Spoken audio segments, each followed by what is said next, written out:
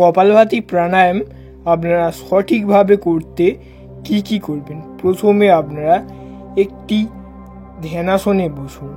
প্রথমে আপনারা যাদের পায়ের অসুবিধা আছে, পদ্মাসনে বসতে পারবেন না, তারা সুখাসনে বসতে পারেন এবং যে অবস্থায় আপনারা আরামভাবে এবং সুবিধাজনক হবে সেই অবস্থায় আপনারা বসুন।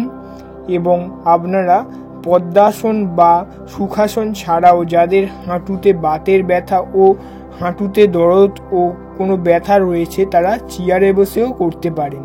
এবং হাত দুটি হাঁটুর উপরে ও উরুর উপরের দিকে রাখুন এবং জ্ঞান মুদ্রায় রাখুন, বৃদ্ধাঙ্গুলি ও তর্জনীর স্পর্শ করে, এবং চোখ বন্ধ রাখুন। ধীরে ধীরে শ্বাস গ্রহণ করুন এবং পেটে চাপ দিয়ে জোরে শ্বাস বার করার চেষ্টা করুন। আপনারা অবশ্যই খেয়াল রাখবেন, যাদের কোনো সার্জারি বা অপারেশন রয়েছে অবশ্যই খেয়াল রাখবেন, ধীরে ধীরে আপনারা করবেন এবং এতে কোনো চাপ দেবেন না। ধীরে ধীরে পেটে চাপ দেবেন এবং প্রত্যেকটি শ্বাস জোরে জোরে নাক দিয়ে বার করার চেষ্টা করুন। এবং প্রথমত আপনারা পেটে চাপ দিন এবং নাক দিয়ে জোরে শ্বাস বার করার চেষ্টা করুন এবং ধীরে ধীরে শ্বাস গ্রহণ করুন। আপনারা প্রথম ধীরে ধীরে করার চেষ্টা করুন, পেটে চাপ দিয়ে নাক দিয়ে জোরে শ্বাস বার করার চেষ্টা করুন। এবং অবশ্যই খেয়াল রাখবেন শরীরের কোনো অংশে অতিরিক্ত চাপ দেবেন না, আর মুখ বন্ধ রাখবেন এবং কাঁধ শক্ত করে ধরে রাখুন।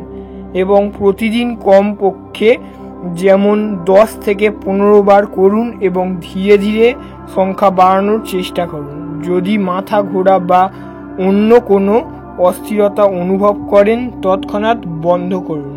এবং খাবার খাওয়ার পরেই কপালভাতি করা উচিত নয়, অন্তত 2 থেকে 3 ঘন্টা পরে করা যেতে পারে। কপালভাতি প্রাণায়াম করার সময় কয়েকবার করার পরে আপনার প্রয়োজনে বিশ্রাম নিন এবং ধীরে ধীরে শ্বাস প্রশ্বাস স্বাভাবিক করুন এবং চোখ খুলুন এবং কিছুক্ষণ পরে আবার ধীরে ধীরে চেষ্টা করুন। কপালভাতি প্রাণায়াম কারা করবেন না? যাদের উচ্চ রক্তচাপ থাকলে ধীরে ধীরে সাবধানে করুন এবং ডাক্তারের পরামর্শ নিতে পারেন। এবং হার্নিয়া ও পেটের আলসার বা অন্য কোনো গুরুতর পেটের সমস্যা থাকলে কপালভাতি প্রাণায়াম করা উচিত নয়। এবং গর্ভবতী মহিলাদেরও প্রাণায়াম করা উচিত নয় এবং মাসিক ঋতুচক্রের সময় এটি করা উচিত নয়। প্রতিদিন নিয়মিত কপালভাতি প্রাণায়াম অভ্যাসে শরীর সুস্থ রাখতে খুবই উপকারী।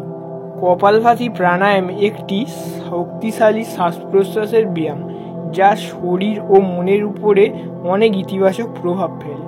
এটি কোনো নির্দিষ্ট রোগের চিকিৎসা না হলেও নিয়মিত অভ্যাসের মাধ্যমে আমাদের কিছু রোগ এবং স্বাস্থ্য ভালো রাখতে খুবই উপকারী।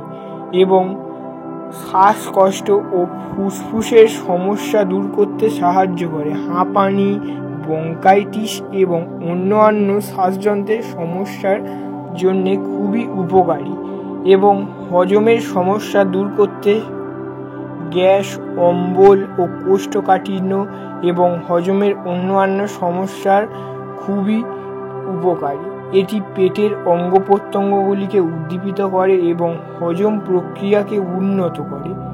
এবং এটি শরীরের মেটাবলিজম বাড়াতে সাহায্য করে, যা ওজন কমাতে এবং অতিরিক্ত মেদ কমাতে খুবই উপকারী। পেটের পেশিগুলি শক্তিশালী করে তোলে এবং ডায়াবেটিস ও অগ্নাশয়ের উদ্দীপিত করার মাধ্যমে রক্তের শর্করার মাত্রা নিয়ন্ত্রণ করতে সাহায্য করে এবং উচ্চ রক্তচাপ নিয়ন্ত্রণে আনতে সাহায্য করে এবং ত্বককে উজ্জ্বল রাখতে সাহায্য করে। রক্ত সঞ্চালন উন্নত করার মাধ্যমে শরীর থেকে বিশুদ্ধ পদার্থ বের হয়ে যায় এবং ত্বকের উজ্জ্বলতা বাড়াতে এবং ব্রণ কমাতে খুবই উপকারী। এবং কিডনি, লিভার এই অঙ্গ প্রত্যঙ্গগুলিকে এবং কার্যকারিতা বাড়াতে সাহায্য করে। এছাড়া মনকে শান্ত রাখতে ও স্মৃতিশক্তি বৃদ্ধি করতে খুবই উপকারী। এবং প্রাণায়াম অবশ্যই আপনারা ধীরে ধীরে করার পরে স্বাভাবিক অবস্থায় ফিরিয়ে এনে এবং ধীরে ধীরে চোখ খুলুন।